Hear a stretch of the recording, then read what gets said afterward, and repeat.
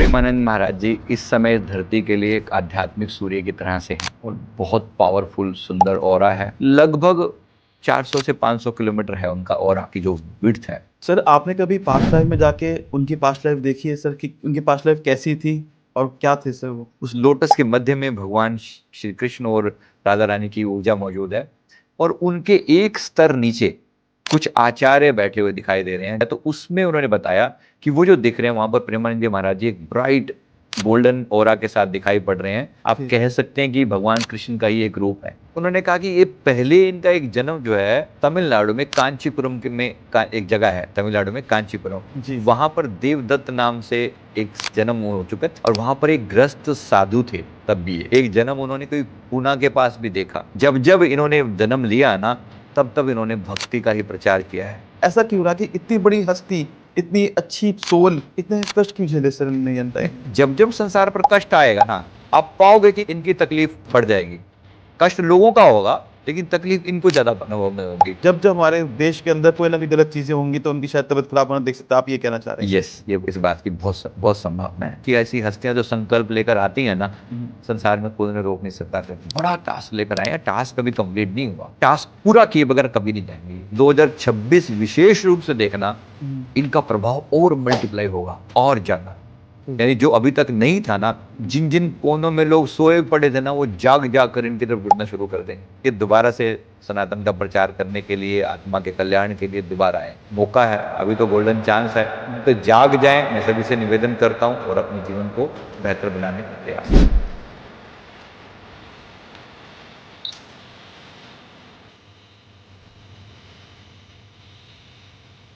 Sanjeev sir, thank you so much sir. मैं आपका really thankful हूँ सर। आपका धन्यवाद कहना चाहता हूँ हमारे पॉडकास्ट में आने के लिए सर। नमस्ते सर। सर जैसे कि आज का टॉपिक है महाराज श्री प्रेमानंद जी सर, हमने उनके बारे में आज बात करेंगे सर। सर आपकी एनर्जी रीडिंग के हिसाब से महाराज प्रेमानंद जी का ऑरा क्या कहता है सर? प्रेमानंद महाराज जी इस समय इस धरती के लिए एक आध्यात्मिक सूर्य की तरह से हैं राइट। और बहुत पावरफुल सुंदर ऑरा है। उनके ऑरा में ऐसी गोल्डन येलो कलर का ऑरा है उनका और ऐसी पावरफुल वाइब्रेशंस हैं कि कोई भी व्यक्ति उनके सामने बैठकर मैग्नेटिकली अट्रैक्ट हुए बिना नहीं रह सकता। Right sir. तो एक बहुत पॉजिटिव मैग्नेटिक अट्रैक्शन है उनके ऑरा में। मैंने अपने श्री परमहंस सदगुरु जी, मेरे जो गुरुदेव रहे हैं, उनकी पावरफुल प्रेजेंस को फील किया है और मैंने अपना पूरा जीवन सदगुरुओं की प्रेजेंस में ही बिताया है। तो गुरु का जो दर्जा होता है वो वैसे इतना हाई लेवल का हमारे यहाँ पे गुरु ब्रह्मा गुरु विष्णु गुरुदेवो महेश्वर है कहा गया है। गुरु को इतना महत्व दिया गया है और ऐसी हस्तियां जब इस धरती पर आती हैं तो वो डेफिनेटली अध्यात्म के लेवल पर एक सूर्य की तरह ही संसार को जागृत करती हैं। पर सूर्य में एक कमी होती है कि सूर्य लोगों को हीट करता है, गर्मी भी देता है, जलाता भी लेकिन है जलाता भी है जी। पर ऐसे संतों की जो ऊर्जा होती है वो चंद्रमा की तरह शीतल भी होती है। तो एक तरफ वो है ही प्रकाश है और एक तरफ शीतलता भी है, ठंडक है, आनंद है। जो विशेष रूप से उनके ऑरा की जो खास बात है, मुझे जो फील होता है, लगभग 400 से 500 किलोमीटर है उनका ऑरा की जो विड्थ है। यानी कि हम सामान्य उनके लोगों ऑरा की में जो हैं ऑरा सर। की जो विड्थ होती है कुछ फीट में होती है। एक आम इंसान की जो विड्थ होती है ना वो 4-5-6 फीट की होती है। जो मेडिटेट करने वाले लोग होते हैं उनकी जो विड्थ है वो 100 फीट 200-300 भी चली जाती है। लेकिन ऐसी महान हस्तियों की किलोमीटर्स में जाती है और ये बहुत बड़ी बात है। इसका मतलब यह है कि अगर वो 300 किलोमीटर भी बैठे होंगे ना तो उनके आसपास के एक ऐसा आभामंडल क्षेत्र बन जाएगा कि लोग अपनी नेगेटिव चीज़ों को भूल जाएंगे। जो भी थोड़े से सेंसिटिव लोग होंगे Right. वो अपनी चीज़ों में पॉजिटिव होने शुरू हो जाएंगे। राइट। बहुत पॉजिटिव स्ट्रॉन्ग हो रहा है और ऐसी हस्तियों का आना हमारे देश के लिए बहुत बड़ा सौभाग्य है। सर आपने सच बात कही कि बहुत बड़ा सौभाग्य है और मैं सच बोलूँगा, मैं दिल्ली रहता हूँ और वो वृंदावन में है, तो इट्स कम्स अराउंड ना 200 किलोमीटर। अच्छा, हम उनके ऑरा में ही हैं। सर आपने कभी पास्ट लाइफ में जाके उनकी पास्ट लाइफ देखी है सर कि उनकी पास्ट लाइफ कैसी थी और क्या थे सर वो? मैंने प्रेमानंद जी महाराज जी के बारे में जितना समझा उनके पास्ट में, एक्चुअली पास्ट से ज़्यादा मैंने उनके एक भक्त जो हैं हमारे पास आए। हमारा वृद्धाश्रम है श्री सज्जानंद धाम करके ग्रेटर फरीदाबाद में, तो वहाँ पर अपना पीएलआर करवाने के लिए वो आए थे, पास्ट लाइफ रिग्रेशन। उनको जब हम पास्ट में लेकर गए तो उन्होंने अपने उसको डिस्क्राइब किया। उन्होंने डिस्क्राइब किया कि मैं क्या देख पा रहा हूँ। मैंने उनसे पूछा कि आपके गुरु कौन हैं और कहाँ पर हैं। तो वो जाहिर सी बात है, प्रेमानंद जी महाराज जी के शिष्य थे, तो उन्होंने कहा कि मैं अपने गुरुदेव को देख पा रहा हूँ। जी। कैसे देख पा रहा हूँ? तो उन्होंने जो डिस्क्राइब किया वो बहुत ही, मतलब किसी भी के लिए हार्ट वार्मिंग था वो चीज़ जो है ना। उन्होंने बताया कि जैसे गोलोक वृंदावन धाम है, जैसे ये वृंदावन यहाँ पर है, ऐसा ही एक वृंदावन सुपर्ब लेवल पर, सुप्रीम लेवल पर एक सूक्ष्म लोक में भी होता है। तो वो जो गोलोक धाम कहते हैं उसको, वो जो गोलोक धाम है आंतरिक लेवल पर, ऊर्जा के लेवल पर जो होता है, वो इतना ब्राइट और इतना गोल्डन है। उसमें उसके सेंटर में मानो भगवान श्री कृष्ण और राधा रानी की ऊर्जा वहाँ पर मौजूद है। और फिर उसने कहा कि उनके चारों तरफ जो है एक ऐसा दिव्य, जैसे एक कमल जैसा, वो उन्होंने डिस्क्राइब किया कि ऐसा बना हुआ लोटस जैसा, उस लोटस के मध्य में भगवान श्री कृष्ण और राधा रानी की ऊर्जा मौजूद है। और उनके एक स्तर नीचे कुछ आचार्य बैठे हुए दिखाई दे रहे हैं, जो उन्होंने डिस्क्राइब किया। एक स्तर नीचे पर कुछ आचार्य बैठे हैं, उसमें उन्होंने कुछ चेहरे बताए। तो उसमें उन्होंने बताया कि वो जो दिख रहे हैं वहाँ पर प्रेमानंद जी महाराज जी एक ब्राइट गोल्डन ऑरा के साथ दिखाई पड़ रहे हैं। और ऐसा दिख रहा है कि जैसे उनमें और इनमें कोई भेद नहीं है, मतलब श्री कृष्ण जी की ऊर्जा में और इनकी ऊर्जा में कोई भेद नहीं है। ऐसा लगता है कि सेम ऊर्जा से संचालित है। आप कह सकते हैं कि भगवान कृष्ण का ही एक रूप है, ये कहा जा सकता है। अच्छा, उन्होंने और आचार्य भी बैठे हुए देखे, जिसमें श्री भक्ति वेदांत श्री प्रभुपाद जी भी थे। तो उन्होंने कहा कि ये वो हस्तियां हैं जो संसार में अध्यात्म का प्रचार करने के लिए वो आचार्य जो बार बार जन्म लेते हैं, मतलब एक तरीके से भगवान श्री विष्णु जी की टीम का एक हिस्सा है, आप ये कह सकते हैं, जो इस धरती पर प्रकाश फैलाने के लिए आते हैं, ज्ञान और भक्ति फैलाने के लिए आते हैं। और फिर उन्होंने बताया कि इनका जो मुझे समझ में आ रहा है, इनकी धरती पर आने का जो ऑब्जेक्टिव है वो बहुत बड़ा है। मतलब वृंदावन को प्रेम और भक्ति के आकर्षण का केंद्र बनाना, ये इनका बड़ा ऑब्जेक्टिव है, जो उन्होंने बताया। और उन्होंने कहा कि ये मैं जो देख पा रहा हूँ, मुझे जो उन्होंने डिस्क्राइब किया ना, और उनका गोल्डन ऑरा जो डिस्क्राइब किया, वो हमारे लिए इतना ज़्यादा मतलब इमोशनल मोमेंट था कि हम भी अपने आप को रोक नहीं पाए। और सभी लोगों के नेत्र जो है उनको, उनकी फीलिंग से कि भी इतनी महान हस्ती धरती पर मौजूद हैं और हम कितनी कदर कर पा रहे हैं, राइट, है ना। ये बड़ी बात है कि हम कितनी कदर कर पा रहे हैं। ऐसा ना हो कि मतलब बाद में सिर्फ एक बातें रह जाएं कि ऐसे अभी जो मौजूद हैं उन हस्ती की हम कदर क्यों ना करें, और जितना ज़्यादा ब्लेसिंग लेकर अपने ये सनातन का जो मैं अभी बात कर रहा हूँ, सनातन के धर्म के राइज होने की, सनातन के राइज होने में ये इन हस्तियाँ तो आई हैं स्पिरिचुअल लेवल पर जी, ये सनातन को स्थापित करने में सबसे ज़्यादा मदद करेंगे। तो जो आपने अभी देखा होगा रिसेंटली कि कुछ मुस्लिम लोग भी उनके लिए ब्लेस दुआएं कर रहे हैं, किडनी देना चाहते हैं वगैरह वगैरह, आपने कुछ बातें देखी होंगी। सब मुस्लिम हो, सिख हो, सब धर्म वाले वहाँ आते हैं, सब धर्म वाले मान रहे हैं। तो अर्थ क्या है, ओवरऑल सबको इकट्ठा करने की वो शक्ति मौजूद है ना। यानी लोग अपने जहां पर जाकर लोग अपने आपस के सारे मतभेद भूल जाएं, ये ओरा की पावर है, ये जबरदस्त ओरा की पावर। जैसे कोई ऋषि मुनियों के आश्रम में हुआ करता था कि वहां जाकर सब तरह के भेदभाव खत्म हो जाते थे, तो वो स्थापना करने के लिए आए हैं। तो ये इनकी ओरा की पावर है। तो ये मैंने इनका ये जो इन्होंने डिस्क्राइब किया, फिर हमने थोड़ा और डिस्क्रिप्शन में उनसे पूछा कि भाई और इनके बारे में थोड़ा बताइए जी। तो उन्होंने कहा कि ये पहले इनका एक जन्म जो है तमिलनाडु में कांचीपुरम में एक जगह है तमिलनाडु में कांचीपुरम, वहां पर देवदत्त नाम से एक जन्म हो चुका है। 13-14 सेंचुरी की बात कर रहे थे वो, प्रेमानंद जी महाराज जी का एक जन्म कांचीपुरम में, तो वहां पर दक्षिण भारत में। और वहां पर एक ग्रस्त साधु थे तब भी ये, इन्होंने उस समय में भगवान शिव की और विष्णु जी की भक्ति एक साथ करी थी।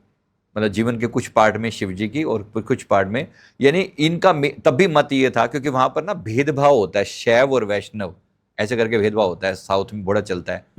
तो हमारे यहाँ तो मंदिर कंबाइंड भी हो जाते हैं कि मंदिर में शिव जी और है ना, यहाँ पर इतना दिक्कत नहीं, वहां पर बड़ा डिफरेंस चलता है ऐसा कि शैव हैं और ये वैष्णवी हैं, तो इनके मंदिर अलग अलग टाइप के होंगे ऐसा टाइप। तो ये इन्होंने वहां जाके उस समय भी जो जन्म हुआ था उस समय भी इन्होंने इन दोनों मतों को एक साथ करने का प्रयास किया था और खूब भक्ति की महिमा फैलाई थी। खूब अंतर में अंदरूनी साधक रहे हैं, गहरे लेवल के साधक रहे हैं। और इस लेवल का संतत्व आना मतलब जन्मों जन्मों की साधना से संभव होता है। एक जन्म उन्होंने कोई पूना के पास भी देखा, पुणे के पास जो स्थान है, तो वहां पर भी उन्होंने देखा। उस समय में भगवान शिव की साधना किया करते थे। मतलब इन्होंने बहुत लंबा समय वहाँ पर जो है, वहाँ के जो एक नदी है वहाँ पर मुझे दिखाया, कुछ सीन दिखाई दिया वहाँ पर बैठकर लंबे समय तक साधना किया करते थे और बहुत बहुत बहुत लंबे समय तक ऐसे करके और लोगों में खूब प्रचार किया है।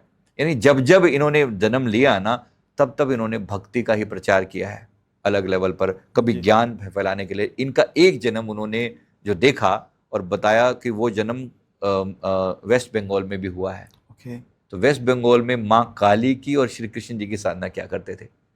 तो मतलब इतना देखा कि जब जब इन्होंने जन्म लिया है, तब तब धरती के कल्याण के लिए, लोगों में धर्म फैलाने के लिए, आस्था बढ़ाने के लिए, प्रेम और भक्ति बढ़ाने के लिए इन्होंने जन्म लिया है। कोई भी मतलब कोई भी संत जो है इतनी एक ही बारे में इतनी ऊंचाई पर नहीं चढ़ते, जन्म लग जाते हैं एक Right. व्यक्ति को। मैंने कुछ लोगों की कुछ एक दो नेगेटिव बातें भी होती है, तो मैं उनको जवाब देने के लिए मैं बताना चाहता हूँ कि अच्छे से समझ लें, ऐसे संतों का आना सामान्य सी बात नहीं है।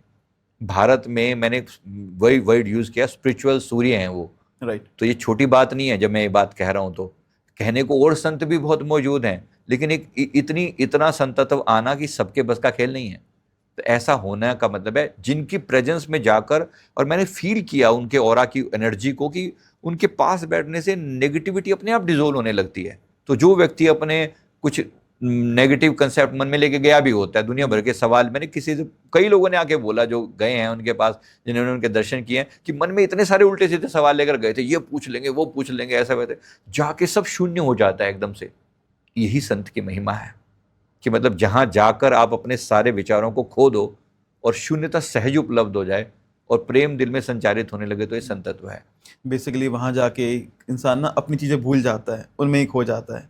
कहते हैं ना, भगवान के पास जाते हैं तो बहुत चीज़ मांगने की सोचते हैं, तो वो जो खो जाता है सर, वो कुछ मांग ही नहीं पाता, वो बस भगवान से देख के वापस आ जाता है।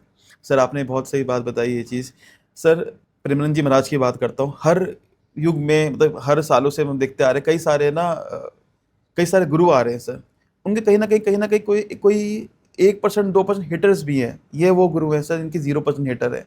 चाहे वो हिंदू धर्म हो सर, बाकी धर्म वाले लोग भी इनको पूज रहे हैं सर, जो कट्टर धर्म वाले लोग भी हैं सर। जैसे कि हमने देखा है कि साइंस की बात करते हैं सर, साइंस को उन्होंने फेल कर दिया कई सालों से। वो सर 20 साल से कहते हैं वो डायलिसिस पे चल रहे हैं। तो इसके पीछे आप क्या कहना चाहेंगे सर? देखो, बेशक भौतिक लेवल पर अभी संतों के साथ क्या होता है, जैसे मुझे जो फील होता है कि एनर्जी लेवल पर किडनी हमारे शरीर में क्या फंक्शन करती हैं, इन जनरल हमारे शरीर को डिटॉक्स करती हैं ना, उसमें से जो टॉक्सिन्स होते हैं वो डिजोल्व करके वो राइट। बाथरूम के जरिए निकल जाते हैं। मैं सिर्फ एक उदाहरण दे रहा हूँ। इन्होंने संसार की नेगेटिविटी को मानो अपने ऊपर लिया है। ओके। संसार की नेगेटिविटी को अपने ऊपर लिया है, तो उसकी वजह से मतलब समझो कि इन्होंने अपने आप के जीवन को समर्पित किया कि मेरे ऊपर थोड़ा कष्ट आ जाए तो आ जाए, संसार की नेगेटिविटी मेरे थ्रू डिजोल्व हो जाए। ये से संतों की महिमा होती है, छोटी बात नहीं है। मेरे श्री परमहंस गुरुदेव जी की मैंने इतनी बातें देखी जानी हैं, और मैंने ये समझा कि ऐसे संत जब कोई छोटी छोटी क्रिया भी करते हैं ना, इनके पीछे बहुत सारी नेगेटिव, संसार की नेगेटिविटी को अपने अंदर अब्जॉर्ब करने की पावर होती है। मतलब इनका ऑरा ऐसा होता है कि जैसे इतना एक्सपेंडेड ऑरा, आप सोचिए ना, 300 किलोमीटर में अगर ऑरा फैला हुआ है, जी। इसका मतलब क्या है कि इतने, अगर वहां पर कोई भी नकारात्मक घटना हो जाएगी मान लो 300 किलोमीटर में, तो ये क्या उस घटना को ऐसे होने देंगे? नहीं। यही फर्क होता है ऐसे ऐसी महान हस्तियों के प्रेजेंट होने का। ये सारी नेगेटिविटी को अपने ऊपर अब्जॉर्व कर लेते हैं, समहाउ दैट इज हैपनिंग। और यही एक संत की पहचान होती है कि वो लोगों के दुख अपने ऊपर लेकर उनको सुख करुणा देते हैं, प्यार देते हैं, भक्ति देते हैं। अल्टीमेटली जो उनका ऑब्जेक्टिव है, वृंदावन को एक ऐसे मैग्नेटिक सेंटर के रूप में डेवलप करना कि पूरा वर्ल्ड जो है ना यहाँ पर, मतलब वर्ल्ड को होप दिखाई पड़े। कृष्ण भक्ति सर्वोच्च लेवल पर, कृष्ण राधा भक्ति जो है सर्वोच्च लेवल पर वर्ल्ड में फैला सकें। देखो, इसके लिए मैंने अभी श्रील प्रभुपाद जी का एग्जाम्पल दिया कि वहां जो आचार्य बैठे हुए थे उनमें से एक वो भी थे। यानी एक ही कम्युनिटी का हिस्सा है ये ओवरऑल। बेशक अभी आज थोड़ा बहुत कोई मतभेद करते होंगे, मुझे नहीं पता, लेकिन एक ही कम्युनिटी का हिस्सा है। दोनों का ऑब्जेक्टिव एक ही है कि पूरे वर्ल्ड में सनातन की, कृष्ण भक्ति की, राधा भक्ति की, मतलब ओवरऑल प्रचार करना। सर जब हम इनके बारे में पढ़ रहे थे तो मैंने देखा कि इन्होंने बचपन में ही 13 इयर्स की एज में घर छोड़ दिया था। इनके दादा जी भी जो थे वो सन्यासी थे सर। पर इन्होंने सर अपने यंग टाइम में ना बहुत कष्ट झेले हैं सर। कहते थे खाना नहीं मिलता था सर, तो कई बार पानी पी के सो जाते थे, रेत वहाँ पे पच जाते थे। सर ऐसा क्यों रहा कि इतनी बड़ी हस्ती, इतनी अच्छी पावर, मतलब सोल इतने कष्ट क्यों झेले सर इन यंग टाइम में? कष्ट तो देखो स्वाभाविक होता है, बता दें आपको, जो भी व्यक्ति संसार में जितना ऊंचा चढ़ा है ना, उस व्यक्ति का प्रारंभिक जीवन हमेशा कष्टों से भरा रहेगा। कोई भी ऐसा नहीं है कि जिसको गुडी गुडी अवस्था में कोई पैदा हुआ कि सब कुछ उसके लिए बेहतरीन रहा हो। Never, never. जिन्होंने भी संसार में, जिन्होंने भी अंधकार की गहराइयां देखी है ना, प्रकाश की ऊंचाइयों पर वही पहुंचते हैं, और ये वही हस्तियां होती हैं। कष्ट तो देखो डेफिनेटली झेले हैं, डेफिनेटली झेले हैं, राइट इसमें सर, कोई बहुत डाउट बड़े नहीं है। लेवल पे देखे हैं सर। हाँ, और यही ये इसका मतलब ये है, हम सब के लिए एक संदेश देना चाहते हैं प्रैक्टिकली, कि तुम जब जब तुम्हारे जीवन में कष्ट आए तो स्वीकार करना। क्योंकि हम सबके साथ क्या होता है ना, थोड़ी सी चीज़ों पर आने पे घबरा जाते हैं, जबकि ऐसे संत जो हैं इतनी बड़ी बड़ी तकलीफें आने पर उफ तक नहीं करते। इसका फ़र्क क्या है? फ़र्क है एक्सेप्टेंस, कि मेरे भगवान अगर मेरे प्रति, मुझे वो पल पल देख रहे हैं, अगर मेरे जीवन में कुछ नेगेटिव भी आ रहा है तो मुझे उसे स्वीकार करना है, जो मर्जी हो जाए। हम छोटी सी छोटी जीवन में थोड़ी सी असुविधा भी आ जाए ना, उसके लिए हम कितना परेशान हो जाते हैं। एक दिन थोड़ी, एक आधे घंटे के लिए लाइट चले जाए ना, हम पता नहीं किस किस को ब्लेम कर देते हैं इस बात के लिए भी, है ना। सोचिए, गवर्नमेंट से लेके हाँ, पता नहीं किस किस के बारे में क्या क्या बोल देंगे। जी जी जी जी। अब इतना स्वीकार भाव है ना कि खाना तक नहीं मिल रहा है, 2-2 दिन भूखे बैठे हुए हैं। खुद उन्होंने अपनी वाणी में कितनी बार बताया ऐसा, कि कितने दिन भूखे रह रहे हैं, ये पता ही नहीं लग रहा कि खाना मिल रहा है कि नहीं मिल रहा। कितनी बड़ी बात है ना। Right sir. बात यह है कि कष्ट जो है ना, इसका मतलब ये है कि प्रत्येक लेवल पर जिसको राइज करना होगा ना, आध्यात्मिक मार्ग पर कष्ट नहीं आएंगे। हम, मेरे संतों की वाणी में मैंने सुना है कि नर संसारी लगन में दुख सुख सह करोड़, नारायण हरि भजन में जो आवे सो थोड़। मतलब संसार की लगन में तो दुख सुख सहते ही है ना, एक आम इंसान भी तो कितने गरीबी कष्ट में से जीता ही है ना जी। और भगवान की भक्ति में अगर आपको थोड़े कष्ट मिल रहे हैं तो जितना आ जाए उतना कम, ये एक जनरल बात कही जाती है। इन्होंने भी बहुत कुछ झेला है, राइट सर। और झेला भी मानवता के लिए है, क्योंकि जिसको भी ऊंचा उठना है ना, उसको पहले एकदम लोएस्ट लेवल पर जाकर देखना पड़ता है। तो ये बहुत अच्छा है, बहुत पॉजिटिव है, ये वाली बात बहुत पॉजिटिव है कि जगत के कल्याण के लिए इतना कष्ट झेलना ये संत ही कर सकते हैं। सर आपने बात करी भी कि 2 दिन तक भूखे रहते थे। मैंने तो सर ये तो सुना था कि वो पानी पी लेते थे और रेत खा लेते थे काशी के किनारे जब वो बैठे होते थे जी, उधर पे चीज़ें। सर जैसे कि आपने बताया था उनका एक जन्म पूना में हुआ, उनका जन्म तमिलनाडु में हुआ, वेस्ट बंगाल में भी, और जो इस बार उनका जन्म कानपुर में हुआ, अभी वृंदावन के अंदर है महाराज प्रेमानंद जी। तो सर क्या ये भी कोई तपस्या है, या फिर क्या कहेंगे कि इस पे उनका क्या मोटिव है, क्या उद्देश्य है सर इस जन्म के अंदर? क्योंकि हमने तो सुना है सर, जब कोई महात्मा जन्म लेता है तो उसके बाद वो मोक्ष ले लेता है। नहीं देखो, कुछ हस्तियां जब आप एक सर्टन लेवल पर पहुंच जाते हो ना, एक अध्यात्म की ऊंचाई पर पहुंच जाते हो, तब आपके खुद के जो अपने पर्सनल कर्म हैं वो डिजोल्व हो चुके होते हैं। अब उसके बाद आपके पास चॉइस होती है, या तो आप मोक्ष लेकर परमात्मा में लीन हो जाओ। ठीक है, मैंने मुक्ति के बारे में बताया। मुक्ति 4 तरह की होती है। जब कोई व्यक्ति अपने कर्मों को डिजोल्व कर लेता है, खत्म कर लेता है, तो वो मुक्ति के लेवल पर पहुंच जाता है। मुक्ति 4 तरह की कही जाती है। जी। एक होती है सालोक्य मुक्ति, मतलब भगवान के लोक में रहना। एक होती है सामीप्य मुक्ति, भगवान के बहुत नजदीकी लोगों में मिल जाना। एक होती है सायुज्य मुक्ति, भगवान के शरीर का एक हिस्सा बन जाना। जैसे भगवान के जो कॉस्ट्यूम मणि धारण करते हैं, जैसे उदाहरण के लिए जो गले में हार धारण करते हैं, या श्री भगवान शिव जैसे वासुकी नाग को धारण करते हैं, उदाहरण के लिए, ये भी हैं तो देव ना, जो उनके शरीर का एक हिस्सा बन गए। ये होती है सामीप्य मुक्ति, है ना। एक सायुज्य मुक्ति, और फिर होती है सारूप्य मुक्ति, यानी भगवान के रूप में लीन हो जाना। अब जो सारूप्य मुक्ति है, यानी भगवान में परमानेंट लीन हो जाना वाला, अब ये इसका बाद, अब ये बंदा कभी रिटर्न नहीं करेगा जी। अब ये अपनी चॉइस होती है, है ना। जो जब ऐसी हस्तियां एक लेवल पर अपने आप को ग्रो कर लेती हैं, तो भगवान भी एक तरीके से उनसे पूछते हैं, या उनको एक चॉइस दी जाती है कि अब तुम्हारे पास चॉइस है कि तुम क्या चाहते हो, परमानेंटली लीन हो जाना चाहते हो या कौन सी मुक्ति चाहते हो उनमें से।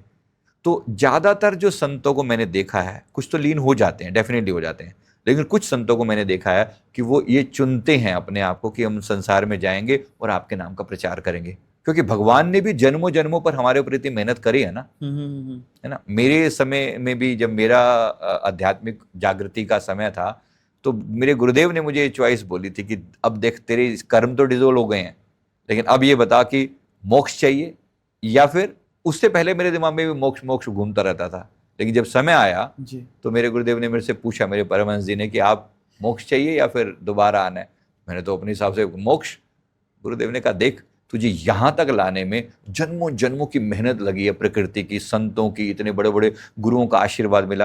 अब जब इस लेवल पर पहुंचे हो तो अब हमारा भाव है कि तुम सेवा करो। राइट। अब भगवान ने कहा तो, मेरे गुरुदेव ने कहा तो मेरे लिए परमात्मा है, तो फिर सारा दिमाग, मैंने कहा गुरुदेव ऐसी कृपा करो कि मेरे दिमाग से मुक्ति शब्द डिलीट हो जाए, मतलब अपने लिए मैं मोक्ष न मांगू, मुक्ति न मांगू, आगे से सदा भक्ति की ही बात करूं। ये वो संत हैं, उस कैटेगरी के संत हैं जिन्होंने अब भक्ति ही मांगी है।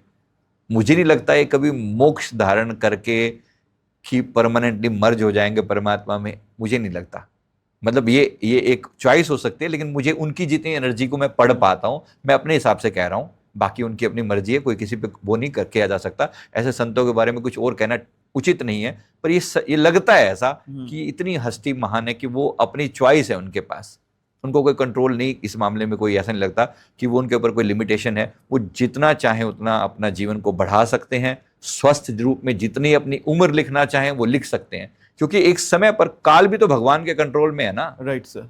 आखिर काल जिनको कहते हैं वो भी महाकाल को रिपोर्ट करते हैं, भगवान शिव को रिपोर्ट करते हैं। काल का मतलब हम यमराज जी को बोलते हैं, है ना। यमराज जी किसको रिपोर्ट करते हैं? भगवान शिव को। भगवान शिव और श्री कृष्ण अलग अलग थोड़ी हैं, तत्व तो एक ही है ना, तत्व रूप में। तो तत्व रूप में जब श्री कृष्ण एक है और श्री कृष्ण जी की ऊर्जा अगर इनमें समाहित है, तो इसका मतलब क्या हुआ?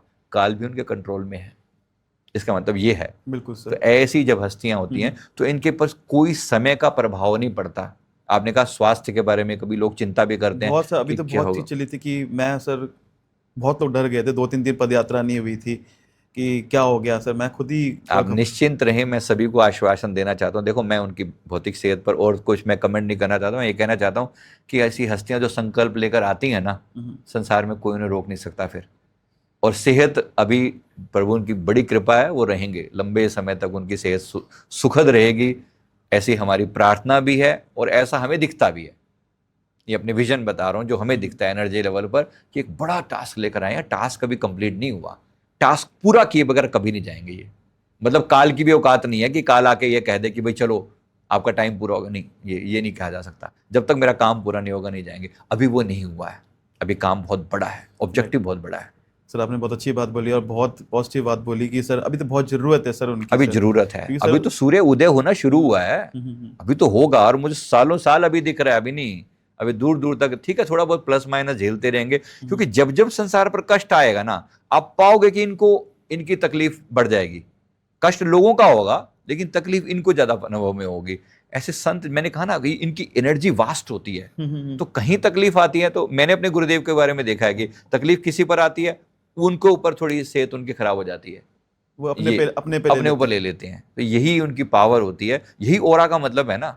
ओरा का मतलब है कि मैं केवल अपने आप तक सीमित नहीं हूं, मैं आप सब में फैला हूं।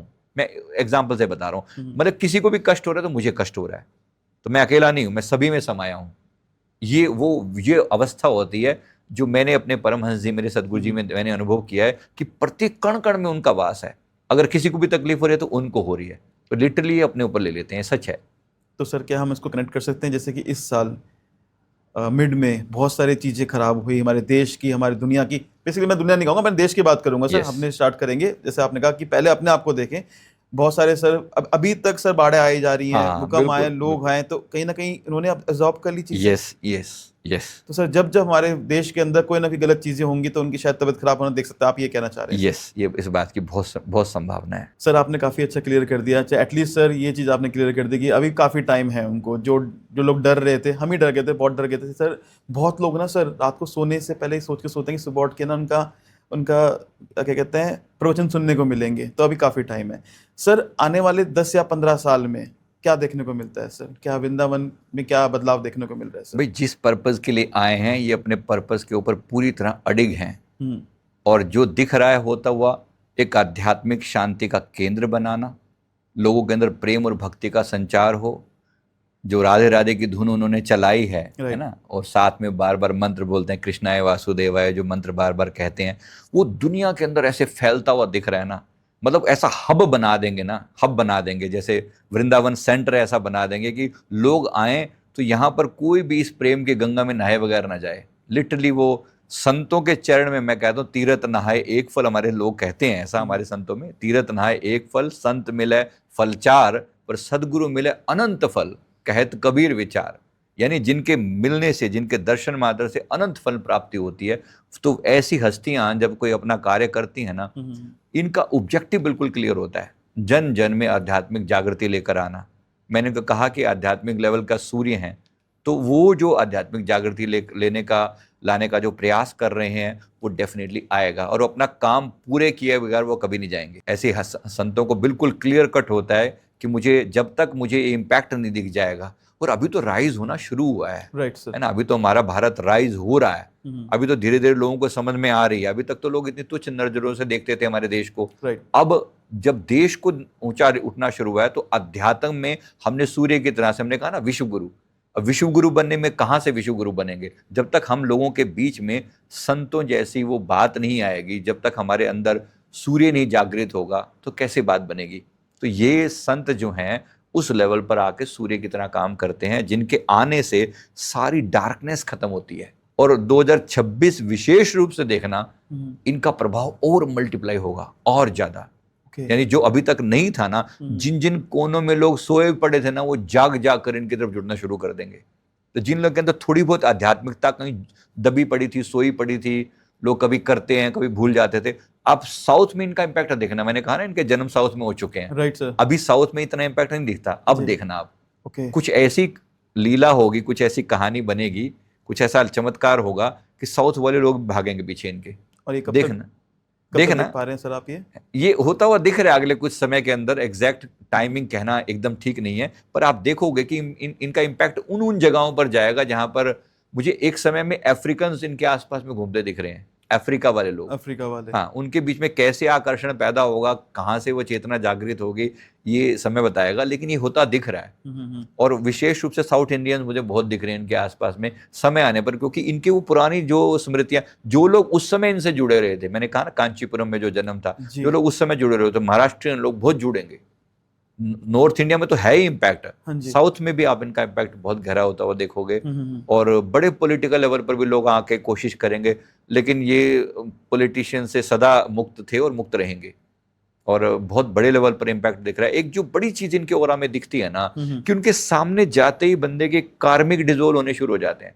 अब कोई व्यक्ति अपने कोई मन में लेकर गया, घर में रिश्तों की पीड़ा थी, मान लो उसकी वाइफ तंग करती है, और जाकर उन्होंने अपनी बात उनके सामने कही कि भाई ऐसे ऐसे वाइफ जो है ये ऐसा करती है वैसा करती है, और उन्होंने 2 वचन कह दिए कि भाई ऐसा नहीं, ऐसे करके अपनी वाइफ के साथ ऐसे करके ठीक ठीक निभाओ। मैंने देखा उनकी कितनी वाणी सुनी है ना, आपने भी सुनी होगी। तो वो जब समझा रहे हैं वो बिल्कुल प्रैक्टिकल सटीक बात करते हैं। कभी भी ऐसा नहीं होगा कि वो आउट ऑफ द वे जाके नहीं अपने मैंने तो कह दिया बस ऐसे कर दो, पत्नी को छोड़ दो, ऐसा नेवर नेवर।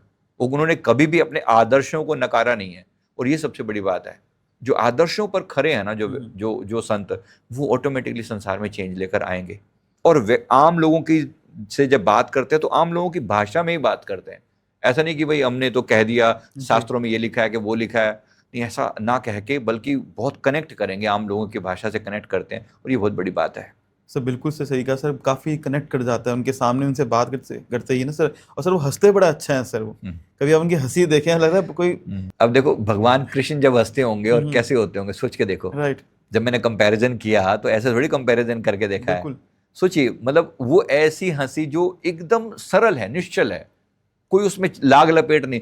हम संसारी में कोई किसी पर हंस रहा है, कोई व्यक्ति हंस रहा है, तो पता नहीं पीछे क्या कारण हो। मतलब कोई किसी के ऊपर किसी गुस्से में, किसी नाराजगी में, किसी का मजाक उड़ाने के लिए भी हंस सकता है। एक ऐसे संत जब हंसते हैं तो निश्चल होती है वो हंसी, बहुत बड़ी बात है। लोगों को ऐसे संत से परिचय होने पर गुरु तत्व की समझ आ जानी चाहिए कि गुरु क्या होते हैं। जी जी, मैंने अपने गुरुदेव को, मैंने श्री परमहंस जी को देखा है, उनके दर्शन करके, मतलब मैंने वो सारी बातें मैं देखता हूँ कि कैसे संत तत्व जो है ना, अलग अलग रूपों में गुरु तत्व प्रकट हो रहा है। ये भारत के विश्व गुरु बनने की साइन तो है, और क्या होंगे, कैसे साइन बताएंगे बताओ। ये अलग अलग रूपों में यही तो प्रकट हो रहा है कि वो जो तत्व है हम सब के अंदर सोया हुआ पड़ा था, उनके दर्शन से वो तत्व जागृत हो रहा है। राइट, है ना। वो भक्ति का तत्व जो सोई सोई पड़ी थी, बहुत लोगों को देखा है मैंने। मेरे कुछ मित्र जो थे बचपन में मेरे साथ थे, मतलब मेरे स्कूल लेवल की बात कर रहा हूँ मैं, बचपन में जब हम 5वीं 6ठी क्लास में कुछ साथ थे, उनके दर्शन करने के मतलब उनके, अब वो उनके संपर्क में आए होंगे, मैंने किसी पॉडकास्ट में प्रेमानंद जी महाराज जी के बारे में बोला, तब उनको समझ आया कि मैं उनके बारे में, वो उन्होंने मेरे से दोबारा कनेक्ट किया। मैंने जिन लोगों के अंदर वो चेतना सो गई थी ना अंदर से, भक्ति की चेतना, ज्ञान की चेतना, जो बिल्कुल एकदम जो एकदम सोई हुई अवस्था में थी ना, उनके दर्शन से वो जागृत होने लग रही है। ये बहुत बड़ी बात है। और ये हमारे अध्यात्म की चेतना के सूर्य के रूप में जागृत हो रहे हैं, लोगों को जगा रहे हैं। और ये जब तक अपना काम पूरे नहीं करेंगे, तब तक कॉन्स्टेंटली लगे रहेंगे। देखो कहाँ वृंदावन की गलियों में राधे राधे कैसे गूंज रहा है, जो उनके दर्शन कर रहे हैं लोग, बिल्कुल सर, ना कैसे लोग गूंज रहे हैं। कितने लोग विरोध करने वाले जो थोड़ा बहुत उन्होंने किया, जैसे पीछे जब भाई रात के समय ये होता है वो होता है, जब पीछे यात्रा भी रुकवा दी थी कुछ समय लोगों ने कह कुआ के, लास्ट में सब झुक गए ना। बस कहने का मतलब ये है कि ये होता हुआ दिख रहा है आगे चल के। ये जो अभी तक थोड़ी बहुत कहीं विरोध था भी सही ना, वो एक्सेप्टेंस आती हुई आपको 2026 और इसके आगे चल के और ज़्यादा इनका प्रभाव बढ़ेगा।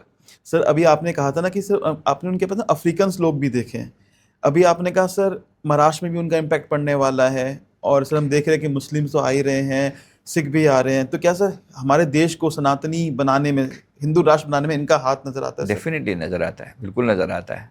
सनातनी कन्वर्ट होंगे लोग, देखो कैसे करके लोग, देखो क्योंकि लोगों को जब ये दिख रहा है कि भाई ऐसा भी होता है क्या, क्योंकि इन्होंने अब तक लोगों ने जो देखा ना, जैसे सनातन के नाम पर ये सनातनी है मतलब क्या, ये शायद मुस्लिमों का विरोधी होगा, राइट। ऐसा लोगों ने इम्पैक्ट सीधा सीधा दिमाग में ही जाता है, लोग ऐसी बातें करते हैं ना। लेकिन जैसे अब इनकी बात होती है, इसमें कोई ना हिंदू ना मुस्लिम, सब जाके बराबरी पे, क्योंकि बात प्रेम और भक्ति की हो रही है, राइट, है ना। तो जब भक्ति है ना, वो एक ऐसा पावरफुल सूर्य है जो सबके सारे पाप नष्ट कर देता है। हम जैसे भी काले पीले होकर, जैसे माँ गंगा का जल है, उसमें आप जैसे भी काले पीले पाप लेकर जो लोग जाते हैं, डुबकी लगाते हैं, सब बराबर हो जाते हैं। वहाँ क्या हिंदू और क्या मुस्लिम, कोई फर्क नहीं ना। पर ऐसी ही जो भक्ति की पावन धारा जो है, ऐसे संतों के चरणों में बहती है, और ये बहुत बड़ी बात है। तो हमारी भारत भूमि धन्य है, तभी तो संतों का देश कहा जाता है। बिल्कुल सर। और ये भी ऋषि रह चुके हैं, ये इन्होंने इनका एक जन्म मैंने नेपाल में देखा था, काठमांडू के आसपास में। ओके। इन्होंने तप बड़ा किया, बहुत बहुत तप किया है, भगवान शिव की, माँ काली की भक्ति बड़ी करी है। लेकिन इस जीवन में भक्ति को में लोगों को जोड़ना था, तो फिर कृष्ण भक्ति को सबसे ज्यादा महत्व दिया। हालांकि खुद इन्होंने एक जगह पर फरमाया कि श्री कृष्ण जी में और काली, माँ काली का जो तत्व है, तत्व रूप में सेम है, लेकिन उन्होंने इस समय कृष्ण भक्ति को ज्यादा, क्योंकि अगर माँ काली की बात करेंगे तो लोगों का इम्पैक्ट नेगेटिव ना चला जाए, इसलिए उन्होंने कृष्ण भक्ति को सबसे ज्यादा महत्व दिया। तो ये बहुत बड़ी बात है, और जगह जगह इम्पैक्ट होता हुआ दिख रहा है कि भारत को हिंदू राष्ट्र बनने में, सनातनी बनाने में लोगों को इनका बहुत बड़ा रोल होने वाला है, हो रहा है। और सर सब जानते हैं कि इन्होंने शुरुआत शिव भक्ति से ही करी थी। यस। और आज कृष्ण भक्ति करते हैं, और कहते हैं कि शिव जी मुझे छोड़कर आए हैं यहाँ पे। बिल्कुल सत्य है, ये सत्य है। शिव भक्ति में मैंने उनको रमे हुए, मतलब हम जो विजन देखी थी इनके बारे में, जो मैंने कहा कि एक जन्म जो बंगाल में हुआ था, उस समय तो पूरी तरह मतलब थी ही माँ काली और श्री कृष्ण जी की भक्ति थी, और शिव भक्ति, मतलब माँ काली की भक्ति करे तो जाहिर सी बात है भगवान शिव साथ में होते ही होते हैं हमेशा, है ना। तो वो उन्होंने भक्ति करी हुई है। और इवन पुणे के पास जो मैंने जगह बताई, वहां पर भी इनका जन्म उस रूप में हुआ है, तो वहां पे भी इन्होंने शिव भक्ति करी है पहले। सर जैसे कि हम जानते हैं ना कि हमारा जो सनातन धर्म है, हिंदू धर्म सबसे पुराना धर्म है। कई सारे धर्म उसके बाद में आए, सन 2000 मतलब साल 2000 साल पहले क्रिश्चियन धर्म आया, फिर आपका इस्लाम आया, कई सारे धर्म बाद में आए, बुद्धिज़्म बाद में आया। तो सर क्या ऐसा लगता है सर आने वाले वक्त में वापस से वही होगा कि हमसे ही निकले हैं सब, कि वापस से सभी लोग हिंदू धर्म में आने वाले हैं? सब लोग पूरी तरह से हिंदू धर्म में आएंगे ऐसा तो नहीं लगता, पर ये जरूर है कि अधिकतर जिन लोगों के मन में थोड़ी सी भी आत्म कल्याण की प्यास होगी ना, ये सब आ जाएंगे सनातन में। सनातन में ना हमने कोई लिमिट नहीं रखी, सबसे बड़ी बात क्या है ना, है ना, हम ना किसी ये कहती भी हमें जो मानेगा वो अपना, और नहीं तो वो काफिर। हमारे यहाँ ये कंसेप्ट बिल्कुल भी नहीं है। बिल्कुल नहीं सर। जो माने जी सदके, नहीं माने अपने घर बैठे। हम में से कितने लोग ऐसे हैं जो कहने को सनातनी होते हुए भी, अगर आप गीता नहीं पढ़ते तो आप सनातनी नहीं हो, सनातनी तब भी हो आप, है ना। लेकिन जो पढ़ेगा वो और ज्यादा इंपैक्टफुल होगा, जाहिर सी बात है, यानी कि और ज्यादा उसके जीवन में सनातन उतरेगा। ऐसे ही हम बाकी धर्मों के बारे में कह रहे हैं। हम किसी को ये नहीं कह रहे कि तुम अपना धर्म छोड़ के हमारे पास आ जाओ। हमने कभी भी, हमारे भारत देश की सबसे बड़ी महिमा ये रही है, हमने कभी किसी को फोर्स नहीं किया किसी चीज के लिए। जो जैसा है वैसा बना रहे, अगर हमसे कनेक्टेड है, अगर चाहता है कि हमारे प्रिंसिपल्स अच्छे लगते हैं तो अपनाओ। अब यही होता हुआ दिख रहा है कि बाकी धर्मों के लोग भी कहीं ना कहीं इस चीज में, इनके थ्रू इस भक्ति के रास्ते पर आते हुए दिखाई देंगे। इनको भी समझ में आएगा कि परमात्मा के आगे प्रार्थना करने का अर्थ क्या होता है, ये समझ में आएगा, और ये बहुत बड़ी बात है। सर यही हमारे धर्म की खूबसूरती है सर, कि हमने सबकी रिस्पेक्ट करी है। ये सर सनातन धर्म में तो हमने सर दैत्य हुए गुरु को भी राइट, शुक्राचार्य जी को भी स्थान दिए, इतना स्थान दिया ऊंचा है सर। स्थान दिया, राइट। मैं अभी सर अब दिवाली आ रही थी, तो मैं ना सर अभी उसमें कहते हैं ना सर, कुबेर जी की पूजा करते हैं। कुबेर कौन है? यक्ष है। यक्ष हैं वो, राइट। हम उनको स्थान देते हैं अपने घर में, कि आप मतलब उनको पूछते हैं, उनको भी पूजते हैं, बिल्कुल बिल्कुल है ना? सही बात है। माता अष्टलक्ष्मी के साथ उनकी पूजा होती है, राइट। हमने सबकी रिस्पेक्ट करी है, बाकी राइट। उन पे डिपेंड करता है कि वो क्या उनकी चीज़ें हों। अच्छा सर, जैसे कि आपने कहा कि ना आपने पिछले जन्म उनके देखे हैं सर। सर प्रेमानंद जी का अगला जन्म देख पाते हैं सर आप? क्या वो मोक्ष लेंगे, या फिर वो फिर भक्ति मार्ग पे आएंगे, या उनका जन्म अगला कब होगा देखो, सर? ये इन संतों के बारे में कुछ भी अपनी तरफ से कहना नहीं लगता, पर हाँ, जितनी उनकी एनर्जी को रीड किया जा रहा है उनके हिसाब से वो भक्ति और करेंगे और करवाएंगे। जिस हिसाब से इनके पिछले जन्म देखे हैं उनके हिसाब से आगे लगता है कि ये पुनः इसी प्रकार आके और फिर से बड़े लेवल पर प्रचार करेंगे ज्ञान और भक्ति का। क्योंकि ये मामला हमेशा यदा यदा हि धर्मस्य ग्लानिर्भवति भारत हम कहते हैं ना, सुनते हैं, ये वास्तव में ये होता ही रहेगा। ऐसा नहीं है कि इनके आने से अब सब कुछ ही नेगेटिविटी समाप्त हो जाएगी, नहीं, ऐसा नहीं है। लेकिन समय समय पर फिर से आकर जगाना पड़ता है लोगों को, ना। जब तक ये धरती पर हैं, धरती को ब्लेसिंग दे रहे हैं, तब तक हैं। एक समय के बाद फिर चीज़ें जैसी होनी है, तो उसके बाद फिर दोबारा से एक समय बीतने के बाद फिर आना होता रहता है। तो इनका मुझे लगता तो यही है कि ये दोबारा से सनातन का प्रचार करने के लिए, आत्मा के कल्याण के लिए दोबारा आएंगे। और सर पीएलआर के अंदर आपने क्या देखा है कि ये कहाँ पे जन्म ले सकते हैं? हिंदुस्तान में लेंगे कि हिंदुस्तान से बाहर लेंगे सर? इस बात ये कहना आसान नहीं लगता, कहीं पे भी लेंगे, लेकिन इनका ऑब्जेक्टिव बिल्कुल क्लियर होगा, भक्ति और उसको उस लेवल पर लेकर जाना जहाँ पर जन जन में एक चेतना जागृत हो। ये कहना आसान नहीं है, क्योंकि ये इनके हाथ में होता है।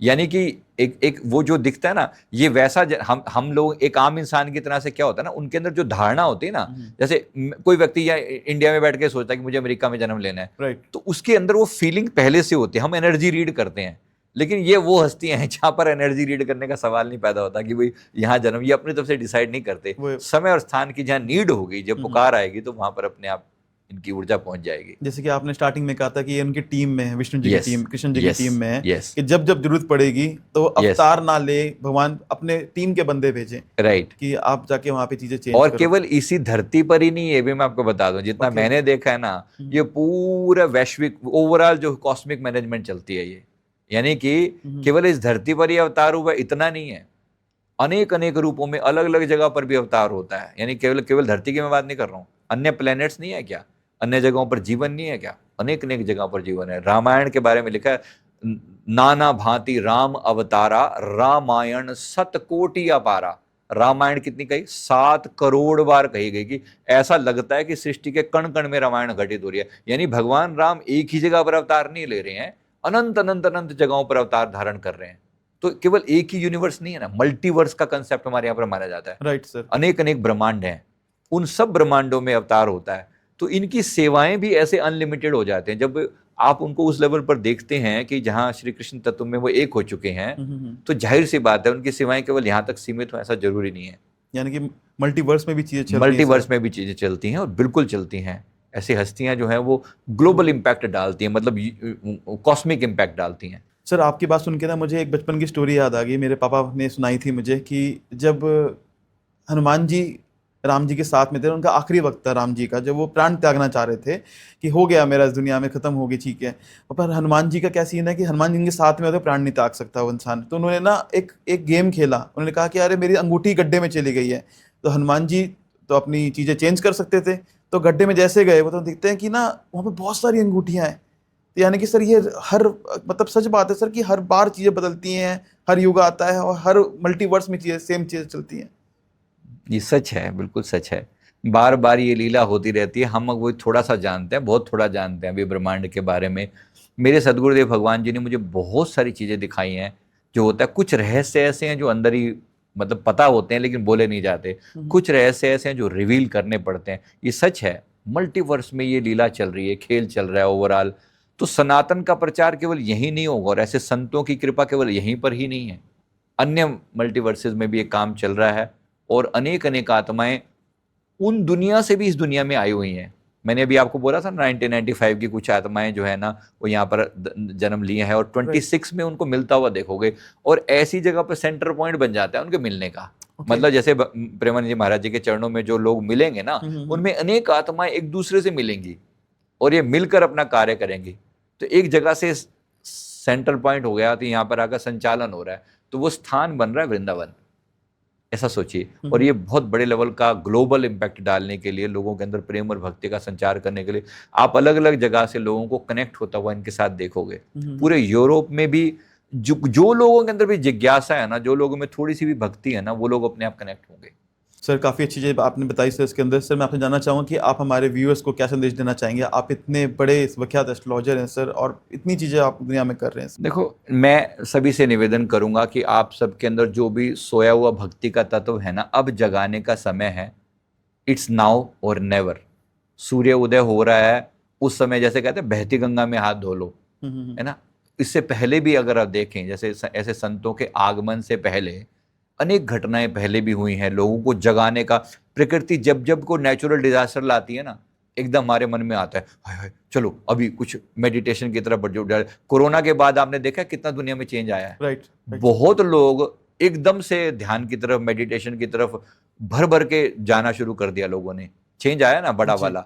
लोगों ने इतनी क्लोजली मृत्यु को देखा कि मौत के कारण एक डर पैदा हुआ कि हम भी किस दिन टपक गए। तो जाहिर सी बात है, डर जो है वो लोग बंदे को अध्यात्म से जोड़ता है कहीं ना कहीं। तो ये बहुत बड़ी बात है कि जो यमराज हैं, मृत्यु के देवता हैं, वही धर्मराज भी हैं। यानी धर्म से भी जोड़ते हैं ना। तो अभी समय है, प्यार से समझ लो तो धर्म से सीधे सीधे जुड़ जाओ, नहीं तो मृत्यु तो बैठी हुई है फिर। Get up before too late sir, है ना। इसलिए बेटर है कि जीवन में कोई ऐसी नेगेटिव इंपैक्टफुल घटना हो फिर जुड़ो भक्ति से।